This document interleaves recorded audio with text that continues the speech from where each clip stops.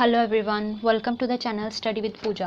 सो इस वीडियो में करते हैं इकोसिस्टम। पिछले वीडियो में हमने कंप्लीट किया था, जहाँ पे हमने डिटेल्ड वन शॉट में हमने कंप्लीट किया था इकोसिस्टम को। तो अभी उसके साथ रिलेटेड कुछ क्वेश्चंस हैं जो काफ़ी इम्पॉर्टेंट हैं, तो ये मैंने निकाले हैं, तो इसको हम यहाँ पे डिस्कस करेंगे, ठीक है, और सॉल्व करेंगे। तो अभी स्टार्ट करते हैं। सबसे पहला क्वेश्चन है, term ecosystem was coined bye, ठीक है, कि जो टर्म इकोसिस्टम है वो हमें किसने बताई थी, ठीक है, ऑडम ने, टैंसले ने, लिंडमैन ने और एल्टन ने, ठीक है। तो ये हमें याद रखनी है कि कौन से साइंटिस्ट ने क्या किया था, ठीक है।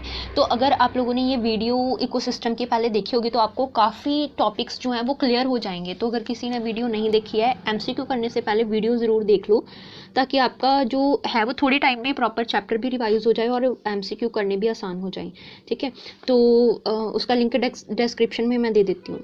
तो अभी इसका आएगा, टर्म इकोसिस्टम हमें बताई थी टैंसले ने, ठीक है। ऑडम जो था ना, ऑडम इकोलॉजी का फादर माना जाता है ऑडम को, ठीक है। लिंडमैन ने 10% लॉ दिया था, एल्टन ने तो पिरामिड के बारे में बताया था, ठीक है। जो इकोसिस्टम है उसके बारे में टैंसले ने बताया था, तो ऑप्शन बी आ जानी है, ठीक है। नेक्स्ट है, सेकंड क्वेश्चन है, which of the following is the most productive ecosystem, कि सबसे अच्छा ज़्यादा प्रोडक्टिव वाला इकोसिस्टम कौन सा होता है, जिसमें सबसे ज़्यादा प्रोडक्शन होती है। टेम्परेट फॉरेस्ट होते हैं, ग्रासलैंड्स होते हैं, डेजर्ट्स होते हैं, कि ट्रॉपिकल रेन फॉरेस्ट होते हैं। जो तो ये वाला जो क्वेश्चन है ना, ये मास्टर केडर में आया हुआ है, ठीक है। मास्टर केडर के आई थिंक पता नहीं 3704 वाले पेपर में आया था या 3582 वाले में आया, तो किसी में आया हुआ है ये, ठीक है। तो उन्होंने ये पूछा है कि सबसे ज़्यादा प्रोडक्टिव इकोसिस्टम कौन सा होता है, ठीक है। मतलब प्रोडक्टिविटी कहाँ पे ज़्यादा होगी, तो जहाँ पे जो प्रोड्यूसर्स वगैरह होंगे वो ज़्यादा होंगे, तो वो ज़्यादा प्रोड्यूस करेंगे, तो सभी ऑर्गेनिजम्स को प्रॉपर सब कुछ मिलेगा, है ना। इवन इन्वायरमेंट भी फेवरेबल होता है जहाँ पे, तो वहाँ पे ही प्रोडक्टिविटी बढ़ती है। तो टेम्परेट फॉरेस्ट में नहीं इतना होता, ग्रासलैंड में भी नहीं, डेजर्ट में भी बहुत कम होता है। तो जो ट्रॉपिकल रेन फॉरेस्ट होते हैं, ट्रॉपिकल रेन फॉरेस्ट में प्रोडक्टिविटी ज़्यादा होती है, ठीक है। क्यों, वहाँ पे प्रोड्यूसर्स वगैरह ज़्यादा होते हैं, सोलर एनर्जी ज़्यादा पड़ती है, तो प्रोडक्शन ज़्यादा होती है, ठीक है, प्रोड्यूसर्स के थ्रू। तो उसी से सभी को फूड वगैरह भी प्रॉपर मिलता है, रहने को जगह भी मिलती है, शेल्टर वगैरह, है ना। तो इसलिए प्रोडक्टिविटी ज़्यादा होती है स्पीशीज़ की, तो इसलिए डी ऑप्शन आ जानी है, ठीक है। थर्ड क्वेश्चन है हमारा, dash is the rate of the production of the organic matter by the consumers, कि अगर जो कंज्यूमर्स हैं, जो कंज्यूम करते हैं, कंज्यूम जो मतलब प्लांट्स पे डिपेंड करते हैं अपने फूड के लिए, जैसे हेर्बिवोरस वगैरह हो गए, है ना, लाइक काउ, गॉट, डियर, ये सभी जो हैं ये प्लांट्स पे डिपेंड करते हैं, तो ये कंज्यूमर्स हुए। इनके आगे भी जो हैं वो प्राइमरी, सेकेंडरी, टर्शियरी कंज्यूमर है, ठीक है। तो कहते हैं ये जो कंज्यूमर होते हैं ना, ये कंज्यूमर जब खुद प्रोड्यूसर से फूड लेके खुद जो ऑर्गेनिक मैटर प्रोड्यूस करते हैं उसे हम क्या बोलते हैं, प्राइमरी प्रोडक्टिविटी नहीं बोलेंगे, क्योंकि वो तो प्लांट्स बनाते हैं, प्रोड्यूसर्स बनाते हैं। सेकेंडरी प्रोडक्टिविटी है नेट प्राइमरी प्रोडक्टिविटी के ग्रोस प्रोडक्टिविटी आएगा, तो इसकी ऑप्शन आनी है बी, ठीक है। सेकेंडरी प्रोडक्टिविटी बोलते हैं, हमने पढ़ा है ना, प्राइमरी प्रोडक्टिविटी और सेकेंडरी प्रोडक्टिविटी होती है। प्राइमरी मतलब प्रोड्यूसर्स ने क्या प्रोड्यूस किया, ठीक है। जो सेकेंडरी प्रोडक्टिविटी मतलब सेकंड पे कंज्यूमर्स क्या प्रोड्यूस करते हैं, खुद प्रोड्यूसर से फूड लेके, ठीक है, तो वो सेकेंडरी प्रोडक्टिविटी है, तो हमारी बी ऑप्शन आ जानी है, ठीक है। नेट प्राइमरी प्रोडक्टिविटी होती है कि प्रोड्यूसर्स अपने लिए कितनी एनर्जी यूज़ करके मतलब बाकी की जो छोड़ रही हैं, ठीक है। तो जितनी तो टोटल प्लांट प्रोड्यूसर्स के पास होती है वो ग्रोस होती है, जबकि जो प्लांट्स ने जो यूज़ किया है या ऑर्गेनिजम्स ने, प्रोड्यूसर्स ने यूज़ किया है टोटल में से, ठीक है, उसको आप निकाल दोगे तो हमारे पास नेट प्राइमरी प्रोडक्टिविटी आएगी, ठीक है। तो ये वो वाली होती है, हमारी ऑप्शन बी बिल्कुल ठीक आ रही है, ठीक है। नेक्स्ट क्वेश्चन पे चलते हैं। फोर्थ क्वेश्चन है हमारा, प्राइमरी प्रोडक्टिविटी डिपेंड्स अपॉन, कि जो प्राइमरी प्रोडक्टिविटी होती है, सबसे पहले जो प्रोड्यूसर्स जो प्रोड्यूस करेंगे, है ना, तो वो किस पे डिपेंड करता है कि वो क्या प्रोड्यूस, मतलब कहाँ से अपना प्रोडक्ट जो है वो बनाएंगे, किन चीज़ों पे ये डिपेंड करता है, ठीक है। तो लाइट और टेम्परेचर, वाटर और nutrients, photosynthetic capacity of producers, या ऑल ऑफ दीज। तो देखो जो प्राइमरी प्रोडक्टिविटी है उसमें प्लांट्स वगैरह जो प्रोड्यूसर्स हैं, है ना, मेन वही फंक्शन करेंगे, तो उनको लाइट टेम्परेचर भी चाहिए, वाटर न्यूट्रिएंट भी चाहिए, फोटोसिंथेटिक कैपेसिटी भी उनकी होगी, तो ही वो जो प्रोड्यूस कर पाएंगे प्रोडक्ट्स को, ठीक है। तो ये तो सारी ऑप्शन ठीक आ रही हैं, तो हमारी डी ऑप्शन आ जानी है, ठीक है। नेक्स्ट फिफ्थ क्वेश्चन पे चलते हैं। Annual net primary productivity of the whole biosphere is approximately, कि जो पूरे साल की नेट प्राइमरी प्रोडक्टिविटी होती है पूरे के पूरे बायोस्फीयर की, वर्ल्ड की, वो कितनी है टोटल, ठीक है। 150 बिलियन टन है, 160 बिलियन टन है, ठीक है, या 170 बिलियन टन है, या 180 बिलियन टन है, कौन सी है। तो ये भी हमने अपनी पिछली वीडियो में जो इकोसिस्टम की डिटेल्ड वीडियो हमने बनाई हुई है, मतलब वन शॉट वीडियो बनाई हुई है, वहाँ पे भी हमने डिस्कस किया हुआ है। तो ये होती है 170 बिलियन टन, ठीक है, 170 बिलियन टन होती है। तो इसलिए हमारी ऑप्शन आ जानी है फिफ्थ की सी, ठीक है, क्योंकि इसमें से 55 बिलियन जो होती है वो ओशियंस की होती है, बाकी की जो होती है वो सारी की सारी जो है टेरेस्ट्रियल के तरफ से होती है, ठीक है, टेरेस्ट्रियल इकोसिस्टम के बेस पे ज़्यादा बनती है, ठीक है। तो टोटल होती है 170 टन, तो हमारी सी ऑप्शन जो है वो करेक्ट ऑप्शन है, ठीक है। नेक्स्ट चलते हैं सिक्स्थ क्वेश्चन पे। Productivity at the second trophic level is always, कि अगर प्रोडक्टिविटी की बात करें कि प्रोडक्टिविटी जो है वो दूसरे ट्रॉपिक लेवल पे, जैसे ये ट्रॉपिक लेवल है, ये फर्स्ट ट्रॉपिक लेवल है प्रोड्यूसर्स का, कंज्यूमर्स का कौन सा हुआ, सेकेंड ट्रॉपिक लेवल, ठीक है, फिर आएगा प्राइमरी कंज्यूमर्स का आएगा थर्ड ट्रॉपिक लेवल, है ना, ऐसे करके आते हैं। तो कहते हैं जो सेकेंड ट्रॉपिक लेवल है उस पर हमेशा प्रोडक्टिविटी कितनी होगी, ज़्यादा होगी फर्स्ट ट्रॉपिक लेवल से, कम होगी फर्स्ट ट्रॉपिक लेवल से, equal to the first trophic level, या extremely variable compare to the productivity at the first topic level के, बहुत ज़्यादा वेरी करेगी। तो सिंपल सा है, देखो जहाँ से प्रोडक्टिविटी पहले हुई है, प्राइमरी प्रोडक्टिविटी जहाँ पे हुई है प्रोड्यूसर्स पे, वो होगी सबसे ज़्यादा। फर्स्ट ट्रॉपिक लेवल पे होती है वो सबसे ज़्यादा प्रोडक्टिविटी होती है, क्योंकि प्रोड्यूसर्स ने वहाँ पे खुद प्रोड्यूस किया है प्रोडक्ट को, ठीक है। तो उससे आगे आगे जैसे भी ट्रॉपिक लेवल पे जाते जाएंगे ऊपर की तरफ, तो जो प्रोडक्टिविटी है वो कम होती जाएगी, ठीक है, प्राइमरी प्रोडक्टिविटी कम होती जाएगी, क्योंकि प्रोडक्ट यूज़ होते रहते हैं ना, फिर इसलिए। तो इसकी ऑप्शन आएगी B, less than the productivity at the first level, ठीक है। नेक्स्ट क्वेश्चन पे आते हैं।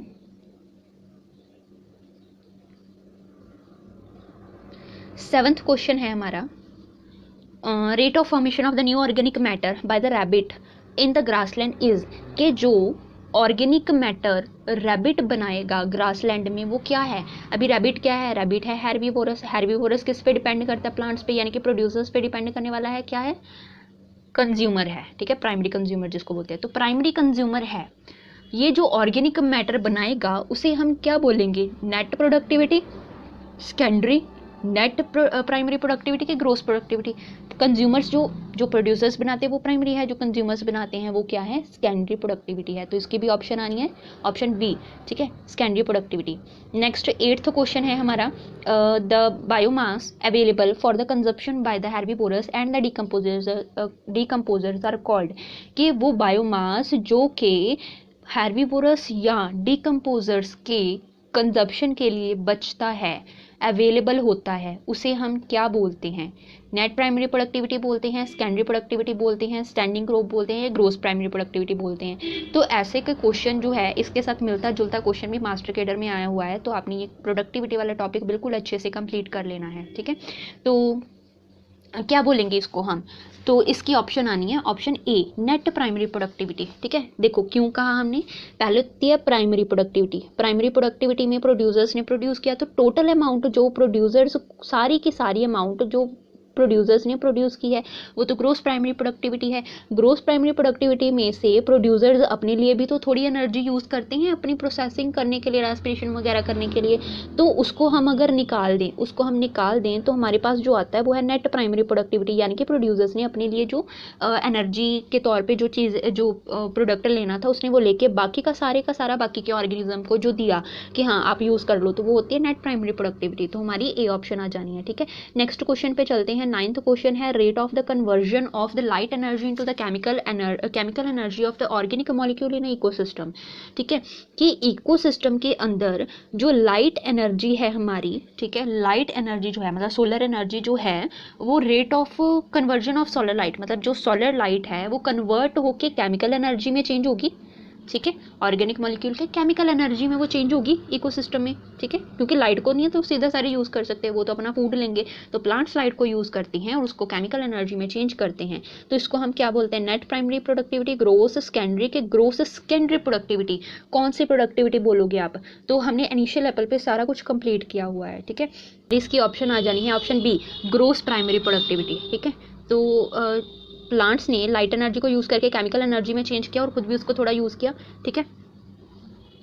तो क्या होगी, ग्रॉस प्राइमरी प्रोडक्टिविटी होगी। नेक्स्ट क्वेश्चन पे चलते हैं, 10th क्वेश्चन है हमारा, ठीक है। 10th क्वेश्चन में क्या है, which one of the following exhibit least productivity. Least productivity, come productivity कहाँ पे होती है, सॉल्टी मार्शेस में, ग्रासलैंड में, ओपन ओशियंस में, कि कॉरल रीफ में। तो इसकी ऑप्शन आनी है हमारे पास 10th की ऑप्शन सी आनी है, ठीक है। उसका रीज़न क्या है कि जो ओशियंस होती हैं वहाँ पे सनलाइट, वहाँ पे न्यूट्रिएंट्स तो बहुत ज़्यादा हैं, ठीक है, पर वहाँ पे सनलाइट डीप तो जाती नहीं है, ओशियन के सरफेस, नीचे वाले सरफेस तक जाती नहीं है वहाँ पे सनलाइट, है ना। तो पेनिट्रेट ना कर पाने की वजह से वो न्यूट्रिएंट्स जो हैं वो यूज़ नहीं हो पाते हैं और प्रोडक्टिविटी नहीं क्रिएट कर पाते हैं। तो उसकी वजह से जो ओपन ओशियंस होती हैं वहाँ पे प्रोडक्टिविटी हमेशा कम रहती है, ठीक है। तो इसलिए हमारी 10th की ऑप्शन आनी है ऑप्शन सी, क्योंकि जो मार्शी सॉल्टी मार्शेस होते हैं, ग्रासलैंड और कॉरल रीफ होते हैं, यहाँ पे तो प्रोडक्टिविटी काफ़ी अच्छी हो जाती है, ठीक है, सनलाइट वगैरह की वजह से। तो ओपन ओशन में नहीं होती, इसलिए ऑप्शन सी आ जानी है। 11th क्वेश्चन है हमारा, which of the following is not a characteristic of humus. Humus जो होता है, ह्यूमस क्या बनती है, जो पेड़ों के पत्ते या पेड़ों के कोई पार्ट वगैरह, फ्लावर वगैरह गल सड़ जाता है गिर के, प्लांट से गिर के नीचे, तो ज़मीन पे गल सड़ जाता है डिकम्पोजर्स या डेट्रिटस की वजह से, तो उसको, उससे जो बनता है उसको बोलते हैं ह्यूमस, ठीक है। ह्यूमस काफ़ी अच्छा होता है सॉइल की फर्टिलिटी और प्लांट की ग्रोथ के लिए। तो कहते हैं ह्यूमस के बारे में भी हमने पढ़ा है कि ये रिच ऑर्गेनिक मैटर है और लिग्निन और सेलुलोज से बना हुआ है, ठीक है, बिल्कुल सही है।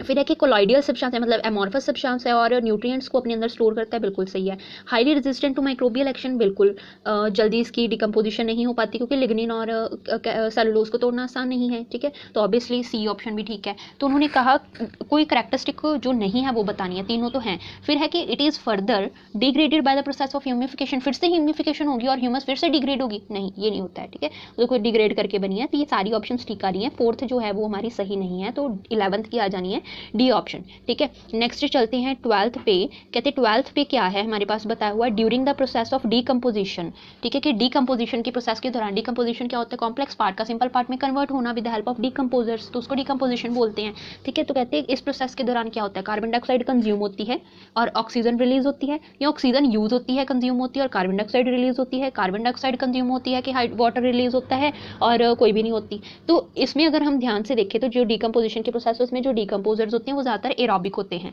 ठीक है, मतलब ऑक्सीजन की प्रेजेंस में काम करते हैं। तो ऑक्सीजन कंज्यूम हो रही है, उससे कार्बन डाइऑक्साइड हो गया या वाटर हो गया या कुछ और न्यूट्रिएंट्स हो गए, ये प्रोड्यूस होते हैं ड्यूरिंग डीकम्पोजिशन, ठीक है। तो ये बनते हैं किससे, ऑक्सीजन को यूज करके। सो बी ऑप्शन आएगी कि ऑक्सीजन कंज्यूम होती है और कार्बन डाइऑक्साइड रिलीज होती है, ठीक है, तो बी ऑप्शन आ जानी है। 13th क्वेश्चन है हमारा, rate of decomposition depend upon, कि जो रेट ऑफ डीकम्पोजिशन है, ठीक है, कि डीकम्पोजिशन जो है वो किस चीज़ पे डिपेंड करती है, ये भी हमने फैक्टर पढ़े थे। केमिकल कॉम्पोजिशन कैसी है डेट्रिटस की, इस पे डिपेंड करता है, बिल्कुल करता है। टेम्परेचर पे करते हैं, हाँ, टेम्परेचर ज़्यादा होगा तो डिकम्पोजिशन जल्दी हो जाएगी, ठीक है, कम होगा तो बहुत कम स्लो होएगी। सॉइल मॉइस्चर और सॉइल की पीएच जो है वो अफेक्ट करती है, हाँ बिल्कुल करती है, ठीक है। इससे ही डिकम्पोजिशन बढ़ती है, कम होती है, स्लो या फास्ट होती है। तो ये सारी तो बिल्कुल सही आ रही है, तो हमारी डी ऑप्शन आ जानी है, ऑल ऑफ दीज, ठीक है। नेक्स्ट क्वेश्चन है हमारा, percentage of photosynthetically active radiation PAR in the incident solar radiation is, कि जो ये हमारा होता है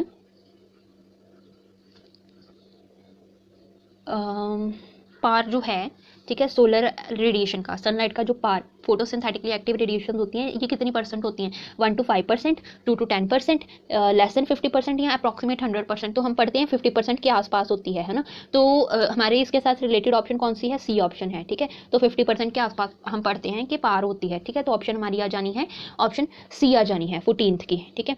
15th क्वेश्चन है हमारा, percentage of photosynthetically active radiation PAR that is captured by plants in synthesis of organic matter. कहते हैं ये बात तो बिल्कुल ठीक है 50 के आसपास परसेंट के आसपास पार होती हैं। तो प्लांट्स उस पार का कितना परसेंट जो है वो यूज़ करते हैं, कैप्चर करते हैं, ताकि वो फूड प्रिपेयर कर सके अपना, 50 to 70%, 30 to 40%, 80 to 100% या 2 to 10%, ऑप्शन डी, ठीक है। 2 to 10% तक ही प्लांट यूज़ कर पाते हैं पार में से, ठीक है। तो ये हमने फोटोसिंथेसिस में भी पढ़ा हुआ है और ये दोनों क्वेश्चन जो हैं ये मास्टर कैडर में आए हुए हैं, ठीक है। तो ये ज़रूर देख लेना आप। तो इसके ऑप्शन डी आनी है 15th की, ठीक है। नेक्स्ट आते हैं 16th क्वेश्चन पे। 16th क्वेश्चन हमारा क्या है, कहते हैं if 10 joule of energy is available at the producer level, कि प्रोड्यूसर जो हैं उनके पास कितनी है, 10 जूल एनर्जी है, ठीक है। तो amount of energy present at the level of secondary consumer, तो सेकेंडरी कंज्यूमर के पास कितनी एनर्जी जाएगी, ठीक है। जो प्रोड्यूसर है फिर कंज्यूमर है, प्राइमरी कंज्यूमर, ठीक है, फिर सेकेंडरी कंज्यूमर, फिर टर्शरी कंज्यूमर, ठीक है। तो उन्होंने कहा सेकेंडरी कंज्यूमर के पास, यानी कि इसके पास, ठीक है। तो हमने 10% लॉ पढ़ा हुआ है। 10% लॉ ये बताता है कि जितनी इसके पास होगी उसका 10% ही आगे जाएगा। अगर प्रोड्यूसर्स के पास 10% है तो आप 10% का भी आगे 10% निकाल लो, ठीक है। 10 का भी 10% आप निकाल लो, ठीक है। तो हमारे पास कितना बचा 1, यानी कि 1 जूल जो है वो आगे जाएगी। 1 जूल यहाँ पे है तो सेकेंडरी कंज्यूमर के पास कितनी जाएगी 1 जूल में से, उसके पास जाएगी 0.1 जूल, ठीक है। क्योंकि आप 1 जूल का आप 1 जूल जो है आप उसका वो कर दो 10% निकाल लो, ठीक है। तो कितना आ रहा है 0.1 नहीं आ रहा है, ठीक है। तो इसलिए हमारे पास हमारी ऑप्शन आ जानी है सी ऑप्शन 0.1 जूल, ठीक है। तो हमारी 16 आना है सी, ठीक है। 17th क्वेश्चन है हमारा, 17th क्वेश्चन है organism which are associated with the first as well as the third trophic level. वो कौन से ऑर्गेनिज्म हैं जो फर्स्ट ट्रॉपिक लेवल पे भी आते हैं और थर्ड पे भी आते हैं। फर्स्ट में आते हैं प्रोड्यूसर्स यानी कि प्लांट्स हो गए, ठीक है। तो प्लांट्स थर्ड ट्रॉपिक लेवल पे भी कैसे आ सकते हैं, मैक्रोफाइट्स फॉर्म में, फाइटोप्लैंक्टॉन्स में, कीमोटोट्रॉप्स में कि इंसेक्टिवोरस प्लांट में। तो इसकी ऑप्शन आनी है ऑप्शन डी इंसेक्टिवोरस प्लांट में। क्यों, क्योंकि प्लांट्स वैसे तो खुद प्रोड्यूस करते ही हैं, ठीक है। तो फर्स्ट टॉपिक लेवल पे ऑब्वियसली आ जाते हैं। तो प्लांट्स को आगे वो और इंसेक्ट वगैरह खाते होंगे, है ना, या और कुछ कोई ऑर्गेनिज्म खाते होंगे, हार्बिवोरस या प्राइमरी कंज्यूमर जो खाते हैं। फिर टर्शरी सेकेंडरी कंज्यूमर पे जाके, थर्ड टॉपिक लेवल पे जाके अगर प्लांट्स जो हैं, ठीक है, उनको नाइट्रोजन प्रॉपर नहीं मिल पाए तो वो फिर इंसेक्ट्स को, कुछ प्लांट ऐसे होते हैं जो अपनी नाइट्रोजन की कमी पूरी करने के लिए इंसेक्ट को खाते हैं ताकि उनमें नाइट्रोजन की कमी पूरी हो जाए, तो फिर वो इंसेक्टिवोरस प्लांट भी हो गए। तो इंसेक्टिवोरस प्लांट तो थर्ड ट्रॉपिक लेवल में आते हैं, ठीक है। तो इसलिए फर्स्ट और थर्ड ट्रॉपिक लेवल में कौन आए, इंसेक्टिवोरस प्लांट आए, ठीक है। नेक्स्ट आते हैं 18th क्वेश्चन पे, ठीक है। 18th क्वेश्चन हमारा क्या है, कहते कि which kind of the pyramid is present represent by given figure. ये जो आप फिगर देख रहे हो, ठीक है, फिगर में जो आपके पास पिरामिड है वो कौन सा है। वैसे मास्टर केडर में पिक्चर के बेस पे, डायग्राम के बेस पे तो क्वेश्चन नहीं आते, पर डायग्राम की हेल्प से आप समझ जरूर सकते हो। तो इसलिए मतलब ये डायग्राम बेस क्वेश्चन कर लेना मतलब अच्छी बात है, ठीक है। तो ये जो आप देख रहे हो पिरामिड, ये कौन सा पिरामिड है, देखो ये यहाँ पे अगर हम देखें ये इंसेक्टिवोरस चेन है, ठीक है। इसमें देखो पिरामिड बना हुआ है इन्वर्टेड फॉर्म में, है ना, नीचे की तरफ जा रहा है पिरामिड, इन्वर्टेड फॉर्म में बना हुआ है। ये ट्री इकोसिस्टम मत समझना, ठीक है, ट्री इकोसिस्टम नहीं है ये हमारा आता है जो इंसेक्टिवोरस इकोसिस्टम है उसके बेस पे है ये, ठीक है। तो ये पिरामिड है इन्वर्टेड फॉर्म में बन रहा है। उन्होंने कहा नंबर वाला इन्वर्टेड है, बायोमास वाला इन्वर्टेड है, पिरामिड ऑफ एनर्जी को एनर्जी कम है, या दोनों भी ए और बी आ रहे हैं। तो अगर इसको हम ध्यान से देखें, इसकी हमारी ए ऑप्शन बिल्कुल ठीक आ रही है, ठीक है, कि नंबर ऑफ ऑर्गेनिजम्स आपको सीधा सीधा सा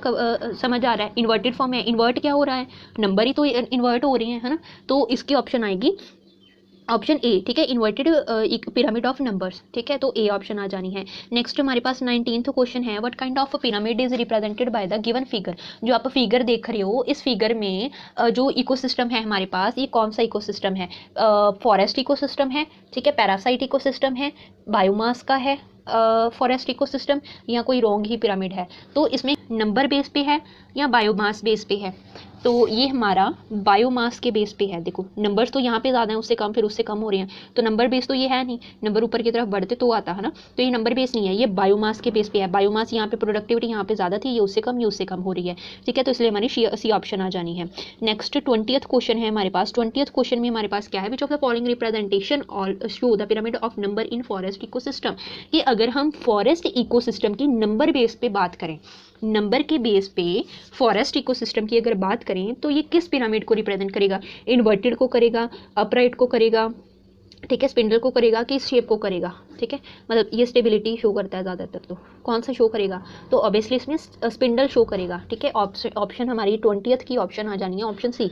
उसका रीज़न है कि जो फॉरेस्ट इकोसिस्टम होता है ना, वो मतलब प्रोड्यूसर्स इतने नहीं होते, जबकि कंज्यूमर्स थोड़े ज़्यादा, हेर्बिवोरस वगैरह थोड़े ज़्यादा होते हैं, फिर कार्निवोरस थोड़े कम होते हैं, सेकेंडरी कार्निवोरस थोड़े और कम होते हैं, टर्शियरी कार्निवोरस मतलब टॉप कार्निवोरस जो होते हैं वो सबसे कम होते हैं। तो इस तरह से ये बनता है, ठीक है। तो प्लांट्स के कंपेरिजन जो ये हेर्बिवोरस होते हैं वो थोड़े ज़्यादा होते हैं, इसलिए इन्वर्टेड शेप का बन जाता है। तो सी ऑप्शन आ जानी है। फिर है हमारा नेक्स्ट क्वेश्चन है हैं 21st क्वेश्चन, ठीक है। इसमें क्या पूछा हुआ है, कहते हैं area primary succession occurs. Primary succession कहाँ पे होता है, हमने पढ़ा था जहाँ पे खाली जगह होती है, कुछ भी नहीं होता ना, वहाँ से लाइफ स्टार्ट हो कोई पॉइनियर कम्युनिटीज़ की वजह से, तो उसको हम बोलते हैं प्राइमरी सक्सेशन। हाँ, अभी पॉइनियर कम्युनिटीज़ को लेकर भी क्वेश्चन इंपॉर्टेंट है, प्राइमरी सक्सेशन को लेकर भी क्वेश्चन पूछा हुआ है मास्टर कैडर में, ठीक है। तो एक आधा आता है बट आज जरूर जाता है। तो प्राइमरी सक्सेशन कहाँ पे होता है, area destroyed due to forest fire, आग लग जाने से जंगल में, तो वहाँ पे जो डिस्ट्रॉय हो गया वहाँ पे प्राइमरी सक्सेशन होता है, नहीं वो सेकेंडरी सक्सेशन बन जाता है, तो ए ऑप्शन नहीं आनी है, ठीक है। फिर न्यूली फॉर्म्ड रिवर डेल्टा, हाँ वहाँ पे हो सकता है कि जो नया नया एरिया बना है बट वहाँ पे कोई लाइफ नहीं है, तो वहाँ पे कोई स्पीशीज आके आ जाएं, पॉइनियर स्पीशीज आ जाएं, तो फिर वो धीरे धीरे धीरे धीरे करके डेवलप हों और स्टेबल हो जाएं आगे जाके बड़े स्टेप्स के बाद, ठीक है, वो प्राइमरी सक्सेशन होता है, ठीक है। हार्वेस्ट क्रॉप फील्ड नहीं, ऑल ऑफ दिस नहीं, सारी तो नहीं है क्योंकि ए ऑप्शन गलत है, बी ऑप्शन बिल्कुल सही जा रही है, न्यूली फॉर्म्ड रिवर डेल्टा, ठीक है। तो इसलिए ऑप्शन बी आ जानी है। 22nd क्वेश्चन है हमारा, succession that occur on the soil or area which has recently lost their community are referred to as, कि ऐसे सक्सेशन जहाँ पे सॉयल वगैरह भी है, प्रॉपर एरिया भी है, पर वहाँ की जो कम्युनिटीज़ हैं थोड़े टाइम पहले अभी अभी ही बस ख़त्म हुई हैं, है ना, मतलब पहले लाइफ थी बस थोड़े टाइम पहले ख़त्म हुई है, तो ऐसे इकोसिस्टम को हम क्या बोलेंगे, प्राइमरी सक्सेशन, सेकेंडरी सक्सेशन, लिथोशियर्स, ठीक है, और प्रीशियर्स, तो क्या बोलेंगे इसको, तो ये तो हमारा आ गया सेकेंडरी सक्सेशन आ गया, ठीक है। तो इसकी ऑप्शन आनी है ऑप्शन बी। नेक्स्ट है 23rd क्वेश्चन कि जो लिथोशियर होता है, लिथोशियर्स जो होते हैं हमने डिस्कस किया था इसके बारे में भी, जो टेरेस्ट्रियल होता है ना, टेरेस्ट्रियल जो डेवलपमेंट हुई है प्राइमरी सक्सेशन वगैरह से, तो वो वाली, तो कहते हैं लिथोशियर में जो फोलियोज लीकन्स होते हैं, लीकन्स आए थे ना, लीकन्स के बेस पे क्वेश्चन आया हुआ है मास्टर कैडर में, तो मोस्ट इंपॉर्टेंट क्वेश्चन, ठीक है, तो एक दो बार आया हुआ है।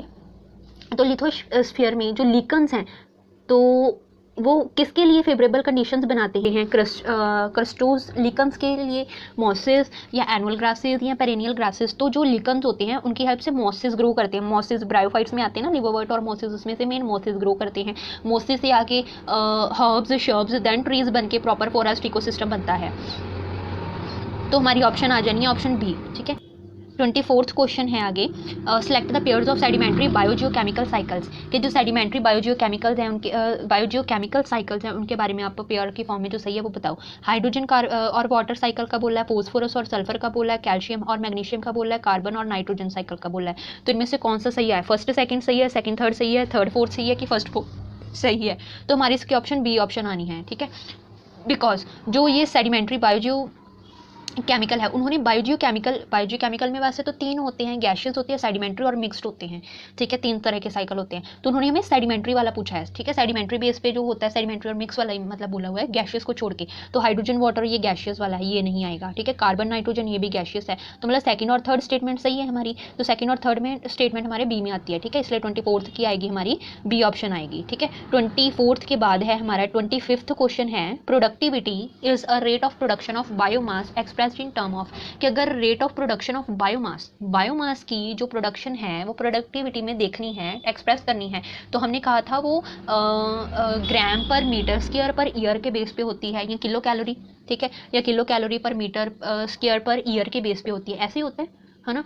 तो अगर हमारे पास ये ऑप्शंस दी हैं तो फर्स्ट ऑप्शन ठीक ही नहीं है, क्योंकि यहाँ पे मीटर क्यूबिक मीटर बोला है, ये गलत है, ग्राम की स्क्वायर नहीं होती तो ये भी गलत है, यहाँ पे ग्राम पर ईयर बोला है तो ये गलत है, ग्राम पर मीटर स्क्वायर होता है, ठीक है, ग्राम पर मीटर स्क्वायर पर ईयर होता है, तो ये तो तीनों स्टेटमेंट गलत हैं। जो किलो कैलोरी पर मीटर स्क्वायर पर ईयर ये बात बिल्कुल ठीक है, तो फोर्थ ही आ रहा है, तो उन्होंने हमें ऑप्शन दे दी हैं यहाँ पे कि सेकंड सही है, थर्ड अकेला सही है, फर्स्ट फोर्थ सही है कि फर्स्ट और थर्ड सही है, तो अगर हम इनमें से देखें तो इनमें से कोई भी स्टेटमेंट सही नहीं है, ठीक है, कोई भी स्टेटमेंट जो है वो सही नहीं है यहाँ पे। अगर हमें वैसे ये ऑप्शंस नहीं डालते तो हमें पूछते कि कौन सी टर्म है, तो हम फोर्थ कहेंगे, ठीक है।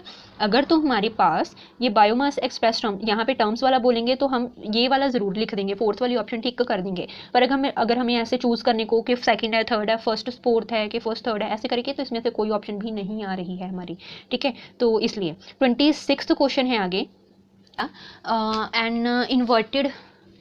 N an inverted pyramid of biomass can be found in which ecosystem, कि अगर पिरामिड ऑफ बायोमास वो भी इन्वर्टेड वाला, ठीक है, जिसमें प्रोडक्टिविटी नीचे की तरफ जा रही है, तो ऐसे इकोसिस्टम को हम क्या कहेंगे, फॉरेस्ट बोलेंगे, मैरीन बोलेंगे, ग्रासलैंड बोलेंगे कि तंद्रा बोलेंगे। तो इसकी ऑप्शन हमारे पास आती है, ज़्यादातर जो बायोमास वाला इन्वर्टेड बनता है वो हमारे पास मैरीन वाला आ जाता है ना। क्यों मैरीन में क्यों है बायोमास, प्रोडक्टिविटी हमने सीधा क्वेश्चन में ही पढ़ा हुआ है कि प्रोडक्टिविटी उसमें मैरीन में कम होती है ना। तो इसीलिए उसमें जो देखो, अगर ध्यान से हम सोचें तो वहाँ पे जू प्लैंकटॉन से ज़्यादा हैं, फाइटो प्लैंकटॉन से जितने हैं उससे जू प्लैंकटॉन से ज़्यादा होते हैं। जू प्लैंकटॉन से आगे जो ये इंसेक्ट हैं वो हैं ज़्यादा, इंसेक्ट से आगे तो स्मॉल फिशेज़ ज़्यादा है, स्मॉल फिशेज़ से लार्ज फिशेज़ होती है ज़्यादा। तो इस तरह से ये तो प्रोडक्टिविटी नंबर बढ़ रहा है पर जो प्रोडक्टिविटी है वो कम है ना। तो इसलिए प्रोडक्टिविटी कम हो रही है नीचे की तरफ आते हुए, ठीक है। तो ये जो मेरीन वाला होता है ये इन्वर्टेड में बनता है, ठीक है। तो इसकी ऑप्शन हमारी बी आ जानी है। 27th question, which of the following is not a producer, producer कौन से नहीं है, जो प्रोड्यूस नहीं कर पाते वो कौन से नहीं है, स्पायरोगारा, एगैरिकस, वॉलबॉक्स और नोस्टॉक। तो ये भी क्वेश्चन आया हुआ है मास्टर कैडर में, ठीक है। तो स्पायरोगारा तो जो है ये ग्रीन वो ब्लू एल्गी है ये, ठीक है, ब्लू एल्गी है। वॉलबॉक्स और नोस्टॉक जो होती है ये ब्लू ग्रीन एल्गी है। तो ये तो प्रोड्यूसर्स हैं, प्रोड्यूस कर सकते हैं। जो एगैरिकस है ये फंगस है एक, ठीक है, ये फंगस है, स्पोरोफिलस फॉर्म में होता है। तो ये तो सैप्रोफाइट है, सैप्रोफाइट थोड़ा ना प्रोड्यूसर होते हैं। तो इसलिए हमारी ऑप्शन 27th की बी ऑप्शन आ जानी है। Which of the following ecosystem is most productive in the term of net primary production. हमने अभी नेट प्राइमरी प्रोडक्शन देखनी है, मतलब एनपीपी के प्रोड्यूसर्स जो खुद प्रोड्यूस करते हैं ना उसके बेसिस, सॉरी कंज्यूमर्स जो खुद वो करते हैं, कंज्यूमर्स जो हैं वो खुद कितनी प्रोडक्शन करते हैं वो होती है नेट प्राइमरी प्रोडक्शन। कहते हैं इसमें सबसे ज़्यादा प्रोडक्टिव कौन सा होता है, डेजर्ट वाला? नहीं, ट्रॉपिकल रेन फॉरेस्ट है, ओशियंस है या एस्चुरीज होती हैं, ठीक है। तो इसकी ऑप्शन आ जानी है option B, tropical rain forest में ज़्यादा प्रोडक्टिविटी होती है, ठीक है। कंज्यूमर्स वगैरह की भी काफ़ी प्रोडक्टिविटी उसमें होती है कंज्यूमर बेस पे देखे। तो हमारे 28th जो है, 28th का हमारा जो है वो बी ऑप्शन आ जानी है, ठीक है। 29th क्वेश्चन है, pyramid of number is, pyramid of number कौन सा है, सॉरी पिरामिड ऑफ नंबर जो है वो हमेशा अपराइट जाता है, हमेशा इन्वर्टेड जाता है, अपराइट जा सकता है और इन्वर्टेड भी जा सकता है, कि अपराइट भी नहीं जाता और इन्वर्टेड, नीदर अपराइट नॉर भी इन्वर्टेड। तो इसकी हमारी सी ऑप्शन बिल्कुल ठीक है। हमने पढ़ा था कि जो पिरामिड ऑफ नंबर होते हैं, ठीक है, वो अपराइट भी जा सकते हैं, इन्वर्ट भी हो सकते हैं और कुछ स्पिंडल भी हो सकते हैं। स्पिंडल कम है पर फिर भी हो सकते हैं, ज़्यादातर तो अपराइट और इन्वर्टेड हो सकते हैं। तो इसलिए सी ऑप्शन आ जानी है हमारी, ठीक है। तो अगर आपने नहीं देखी है तो मैं दोबारा से कह रही हूँ, एक बार वीडियो ज़रूर देख लेना ताकि आपके सारे टॉपिक्स क्लियर हो जाएँ। ये जो क्वेश्चन है आपके सारे टॉपिक्स रिलेटेड क्वेश्चन आई हुई हैं, ठीक है। और मैंने मास्टर कैडर के अकॉर्डिंग ही जो है वो पूरा वो वीडियो उसके बेस पे ही बनाई थी नोट्स को लेके। तो आगे है नेक्स्ट क्वेश्चन है, among the following where do you think the process of decomposition would be fastest. किस लेवल पे जाके जो डिकम्पोजिशन होती है वो फास्ट हो जाती है, ट्रॉपिकल रेन फॉरेस्ट के लेवल पे, एंटार्क्टिक लेवल पे होएगी, ठीक है, alpine region dry arid region के बेस पे होगी कि अल्पाइन रीजन के बेस पे होगी, ठीक है। तो कौन सी होगी वो हमें बतानी है। तो ये हमारा जो 30th क्वेश्चन है, 30th क्वेश्चन की हमारी ऑप्शन आनी है ऑप्शन ए, ठीक है। कि इसमें जो रेन फॉरेस्ट होते हैं वहाँ पे प्रोडक्टिविटी ज़्यादा है, प्रोडक्टिविटी ज़्यादा होएगी तो वहाँ पे प्रोडक्शन ज़्यादा होने की वजह से प्रोड्यूसर्स कंज्यूमर्स वगैरह प्रॉपर फंक्शन करेंगे, तो प्रोडक्शन सॉरी उनके प्रॉपर फंक्शनिंग की वजह से वहाँ पे डिकम्पोजिशन भी फास्ट हो जाएगी, ठीक है। तो क्योंकि टेम्परेचर और जो ह्यूमिडिटी वगैरह होती है सारी उनके प्रॉपर होती है, उनके अकॉर्डिंग होती है, ऑप्टिमम टेम्परेचर वगैरह प्रॉपर होता है वहाँ पे, ठीक है। तो इसलिए ट्रॉपिकल रेन फॉरेस्ट आएगा। नेक्स्ट 31st क्वेश्चन है कि how much of the net primary productivity of a terrestrial ecosystem is eaten and digested by herbivores, ठीक है। कि नेट प्राइमरी प्रोडक्टिविटी जो है टेरेस्ट्रियल इकोसिस्टम की उसके अकॉर्डिंग जो हेर्बिवोरस है वो कितना लेंगे, कितना जो है वो यूज़ कर पाएंगे, 1%, 10%, 40% या 90%। देखो सभी में 10% लॉ फंक्शन करता है, तो अगर प्रोड्यूसर्स ने बनाया हुआ है तो उसके अकॉर्डिंग प्रोड्यूसर से हेर्बिवोरस में सिर्फ 10% ही जाएगा। तो 10% जाने के बेस पे हमारी ऑप्शन बी बिल्कुल ठीक आ जानी है, ठीक है। तो 31st की ऑप्शन आनी है ऑप्शन बी, ठीक है। 32nd क्वेश्चन है, during the process of the ecological succession the changes take place in the communities are, कि जब इकोलॉजिकल सक्सेशन होता है तो जो कम्युनिटीज में चेंज आता है तो कैसा होता है, ऑर्डरली आता है, सिक्वेंशियल फॉर्म में, रैंडम होता है, बहुत क्विक, बहुत जल्दी होता है, not influenced by the physical environment, के इन्वायरमेंट पे कोई असर ही नहीं होता या इन्वायरमेंट उस पर कोई इन्फ्लुएंस नहीं कर पाता।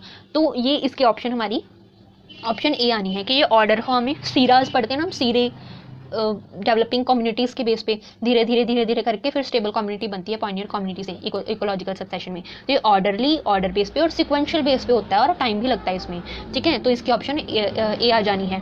33rd क्वेश्चन है, climax community is the state of. Climax community क्या है? क्लाइमेक्स को हम बोलते हैं स्टेबल कम्युनिटी। जैसे ये पॉइनियर कम्युनिटी है, पॉइनियर कम्युनिटी से सीराज आते हैं और बहुत डेवलपमेंट के बाद, मॉडिफिकेशंस के बाद जाके जब स्टेबिलिटी आती है, प्रॉपर डेवलप हो जाती हैं स्पीशीज़ वहाँ पे, है ना, स्टेबल हो जाती हैं, तो उसको हम बोलते हैं क्लाइमेक्स कम्युनिटी। तो कहते हैं ये कौन से स्टेट है? नॉन इक्विलिब्रियम की, इक्विलिब्रियम की, डिसऑर्डर है या कांस्टेंट चेंजेस है? तो सिंपल से हम देख लें, इक्विलिब्रियम की कंडीशन आ जाती है ये, ठीक है। तो हमारी 33rd की जो है बी ऑप्शन आ जानी है, ठीक है। 34th क्वेश्चन है हमारा, among the following biogeochemical cycle which one doesn't have loss due to the respiration, ठीक है। अगर हम बायोजियोकेमिकल साइकिल्स के बेस पे देखें तो कौन सा ऐसा साइकिल है जिसमें रेस्पिरेशन के दौरान भी जो वो है लूज नहीं होता, ठीक है।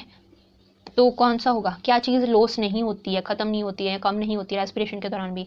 फॉस्फोरस, नाइट्रोजन, सल्फर या सभी की सभी आ जाएंगी इसमें। तो इसमें ज़्यादातर तो नाइट्रोजन होता है, ठीक है, काफ़ी ज़्यादा होती है नाइट्रोजन, ठीक है, और रेस्पिरेशन उसको अफेक्ट नहीं कर पाती है, ठीक है। तो B option. Next 35th question है हमारा, the reservoir of the gaseous type of biogeochemical cycle exist in, कि जो बायोजियोकेमिकल साइकिल होता है उसकी गैशियस फॉर्म का रिजर्वायर कौन है? गैशियस फॉर्म यानी कि कार्बन वगैरह जो है उसका रिजर्वायर कौन सा होता है? स्ट्रेटोस्फीयर, एटमॉस्फेयर, आयनोस्फेयर के लिथोस्फेयर? तो इसका भी हमने पढ़ा हुआ है, इसका एटमॉस्फेयर होता है, ठीक है, रिजर्वायर, ठीक है। तो ऑप्शन बी आ जानी है। नेक्स्ट क्वेश्चन है हमारा 36th question, in if the carbon atoms fix by producers already have passed through the 3 species, the trophic level of the last species would be. तो कहते हैं कि कार्बन जो है प्रोड्यूसर्स ने प्रोड्यूस की वो 3 स्पीशीज तक जा चुकी है। 3 स्पीशीज यानी कि अगर ये प्रोड्यूसर्स हैं, ठीक है, प्रोड्यूसर से 3 स्पीशीज तक गए, प्राइमरी, सेकेंडरी, फिर टर्शरी ही थर्ड आता है, तो टर्शी कंज्यूमर ही होगा। तो ट्रॉपिक लेवल कौन से स्पीशीज़ वाला होगा? स्कैवेंजर्स का, टर्शी प्रोड्यूसर, टर्शी कंज्यूमर के, सेकेंडरी कंज्यूमर? तो ऑब्वियसली इसकी ऑप्शन हमारे पास सी आ जानी है क्योंकि टर्शी कंज्यूमर आ रहा है यहाँ पे, ठीक है। तो ऑप्शन सी। नेक्स्ट क्वेश्चन है हमारा 37th क्वेश्चन है, each trophic level has certain mass of the living material at particular time is known as, कि हर एक ट्रॉपिक लेवल पे एक पर्टिकुलर एक मास होता है, लिविंग मटेरियल का एक मास होता है, ठीक है, वो भी पर्टिकुलर टाइम के ऊपर। तो उसको हम क्या बोलते हैं? कैटाबॉलिज्म बोलते हैं, स्टैंडिंग क्रोप बोलते हैं, ह्यूमिफिकेशन बोलते हैं, कि प्राइमरी प्रोडक्टिविटी बोलते हैं, उसको हम स्टैंडिंग क्रोप बोलते हैं। हमने पढ़ा था ना इसके बारे में, स्टैंडिंग क्रोप के बारे में, ठीक है। तो इसकी स्टैंडिंग क्रोप आनी है क्योंकि कैटाबॉलिज्म में तो ब्रेकडाउन होती है एनर्जी को लेके, प्रोडक्ट बनते हैं कार्बन डाइऑक्साइड, वाटर वगैरह, है ना। तो ह्यूमिफिकेशन में ह्यूमस बनती है, प्राइमरी प्रोडक्ट तो वो होती है जिसमें प्रोड्यूसर्स खुद फॉर्म करते हैं ना, तो वो वाला तो है ही नहीं यहाँ पे। तो उन्होंने कहा कि लिविंग मटेरियल का जो मास होता है हर एक ट्रॉपिक लेवल पे वो स्टैंडिंग क्रॉप होती है, ठीक है। तो ऑप्शन बी आनी है। ये भी क्वेश्चन आया हुआ है मास्टर कैडर में। उसके बाद है कि community which start succession in a habitat is, कि वो कम्युनिटी जो कि अपना सक्सेशन स्टार्ट करती है एक हैबिटेट में, जिससे स्टार्ट होता है सक्सेशन, उसे हम क्या बोलते हैं? Pioneer community, serial community, biotic community की, इकोशियर। तो सिंपल है, पॉइनियर कम्युनिटी बोलते हैं उसको, ठीक है। तो इसकी ऑप्शन आ जानी है हमारी 38th की ऑप्शन आ जानी है ऑप्शन ए, ठीक है। आगे चलते हैं। नेक्स्ट क्वेश्चन है हमारा, what will happen if the decomposers are removed from the ecosystem. ये भी क्वेश्चन आया हुआ है मास्टर केडर के अंदर, ठीक है। तो what will happen if the decomposers, क्या होगा कि अगर डीकम्पोजर जो है वो रिमूव ही हो जाए इकोसिस्टम से, तो इकोसिस्टम बैलेंस होना बहुत ही ज़रूरी है, हर एक कंपोनेंट ज़रूरी है उसमें, ठीक है, अदरवाइज वो इम्बैलेंस हो जाएगा इकोसिस्टम। तो अगर डीकम्पोजर्स ही नहीं रहेंगे, डीकम्पोजर्स क्या करते हैं? डीकम्पोजिशन करके मिनरल्स वगैरह बनाते हैं, ठीक है। डीकम्पोजर्स जो होते हैं वो डीकम्पोज करते हैं मटेरियल को, इनऑर्गेनिक जो रॉ मटेरियल है वो प्रोड्यूस करते हैं, तो मिनरल फॉर्म में चला जाता है। तो हम पढ़ते हैं कि मिनरलाइजेशन हुई है इसमें, तो मिनरल बने ना। तो कहते हैं अगर डीकम्पोजर्स नहीं रहे तो एनर्जी साइकिल रुक जाएगा।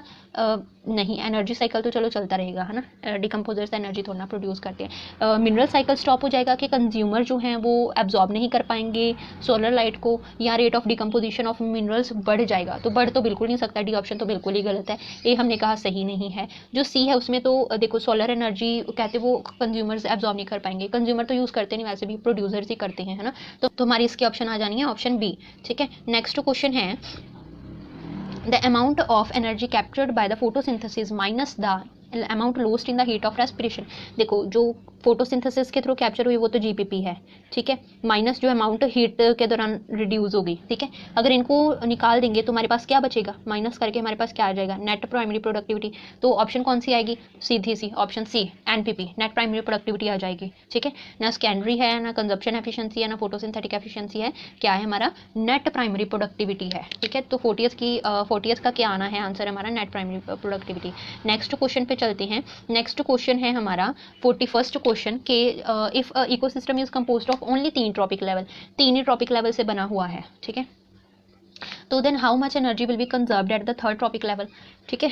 तो थर्ड ट्रॉपिक लेवल में कितनी जाएगी तो वो बतानी है, 30, 20, 10% के 1% जाएगी आगे आगे। उन्होंने अभी हमें लेवल बता दिया है, ठीक है, इस तरह से लेवल बताया, producers, consumers, primary, secondary consumers, ठीक है, फिर टर्शरी कंज्यूमर्स, ऐसे करके उन्होंने हमें बताया कि 3 ही लेवल हैं इसके, प्रोड्यूसर, कंज्यूमर, प्राइमरी और सेकेंडरी वाले, ठीक है। तो यहाँ तक कितनी जाएगी,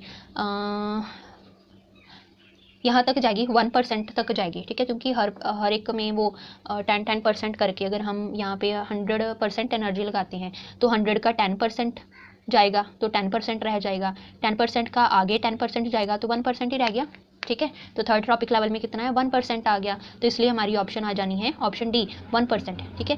नेक्स्ट क्वेश्चन पे चलते हैं। नेक्स्ट क्वेश्चन है हमारा 42 वाला क्वेश्चन के which type of the pyramid show the best efficiency of ecosystem. Ecosystem में सबसे ज़्यादा एफिशिएंसी वाला कौन सा पिरामिड है, नंबर वाला, पिरामिड ऑफ बायोमास, वॉल्यूम के एनर्जी, सिंपल सा है, एनर्जी बेस पे होता है, सबसे बेस्ट यही है, ठीक है, एनर्जी फ्लो करती है, एनर्जी है भी, ठीक है।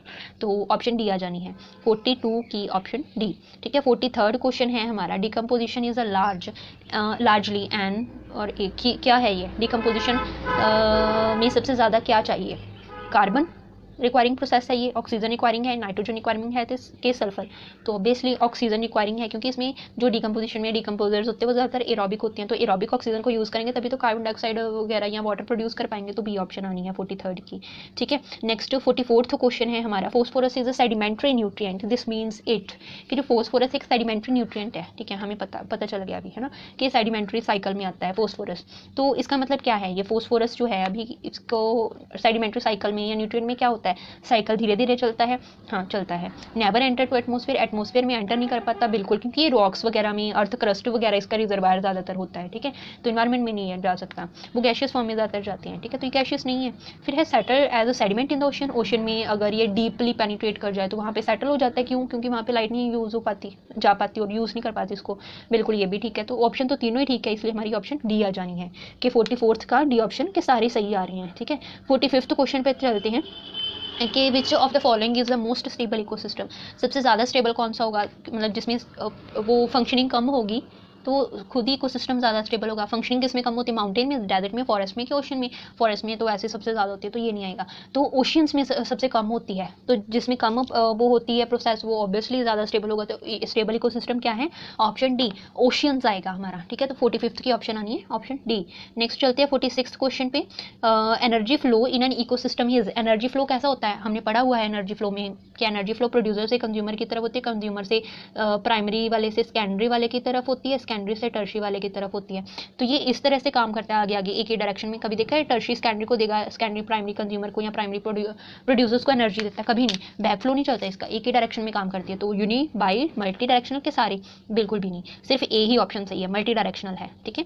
तो नेक्स्ट क्वेश्चन है, who refer to as a farmer's friend, farmer friend किसको बोलते हैं, किसान का दोस्त किसको कहा जाता है, एंट को, स्पैरो को, अर्थवॉर्म को, कि रैबिट को। अर्थवॉर्म को बोलते हैं क्योंकि अर्थवॉर्म जो है ये डेट्रीवोरस होता है ना, मतलब ये जो पार्टिकल्स होते हैं, जो डेट्रिटस मटेरियल होता है उसको ये तोड़ के स्मॉल पार्टिकल्स में कन्वर्ट करते हैं, जो कि आगे ह्यूमस वगैरह बनने में काफ़ी यूज़फुल होते हैं, तो उससे सॉइल की फर्टिलिटी बढ़ती है। इवन जो अर्थवॉर्म होते हैं वो सॉइल के अंदर रहते हैं, तो इनके वेस्ट भी नाइट्रोजन फॉर्म में रिलीज होते हैं, जो सॉइल की फर्टिलिटी के लिए अच्छा है, ठीक है। और ये सॉइल में ब्यूरोज भी कर देते हैं अंदर जाते टाइम, तो उससे ऑक्सीजन वगैरह प्रॉपर अंदर तक जा पाती है ना, तो ये काफ़ी हद तक फार्मर्स के लिए अच्छे हैं, तो इसलिए हमारी ऑप्शन आनी है 47 की सी ऑप्शन, ठीक है। नेक्स्ट क्वेश्चन है 10% law of energy, 10% law of a flow of energy in the ecosystem was proposed by, 10% law किसने बताया था, लिंडमैन ने, कार्ल मोबिस ने, टैंसले ने, के डार्विन ने, ठीक है। तो ये लिंडमैन ने बताया था